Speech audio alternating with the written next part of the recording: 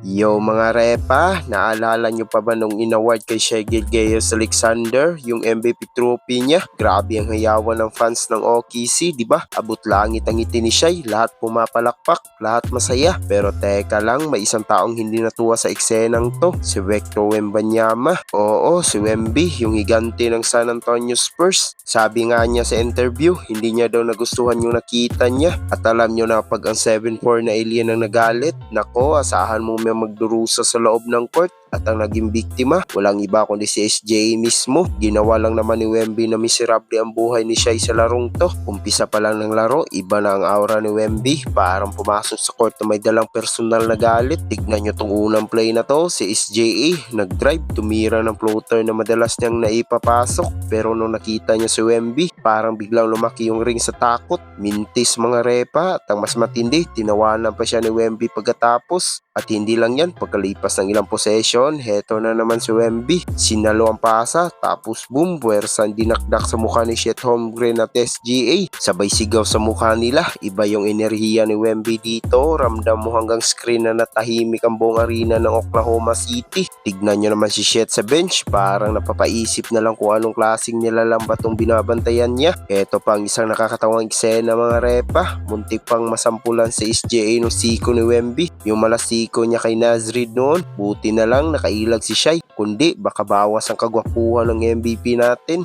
Pero ang pinakamatinding dusa nangyari nung dulo ng fourth quarter at nung nag-overtime na. Si SGA may pagkakataon sanang iangat ang Thunder gamit ang isang layup, pero nung pumasok siya sa ilalim, nandoon na naman ang anino ng higante. Mintis na naman at nung nag-OT, lalong naging parang bangungot ang laro para kay Shai. Isipin mo, ang isang MVP candidate tulad ni Shai, nagtapos lang na may 24 points. Pero ang mas masakit, 30% lang ang shooting niya mula sa field at may minus 50 na plus-minus rating. Grabe, bihirang-bihira mong makitang malakdown ng ganyan si SGA. Sa huli, hindi ko alam kung kakayanin ba ng Spurs na itakbo ang buong serye, pero isang bagay ang sigurado, hindi natin malilimutan tong laro to ni Wemby. Tignan nyo naman ang bench ng Spurs nung bumanat pa si Wemby ng deep 3 sa OT. Grabe ang talon, parang nanalo na sa championship. Ang aura ni Wemby sa larong to, ibang klase, parang ninakaw niya ang gabi na dapat sana ay para kay SGA. O kayo mga repas, tingin nyo, kaya na ba ni Wemby na dominahin ang buong NBA sa mga susunod na taon na tagawin ng MVP? Comment nyo ang reaction nyo sa baba.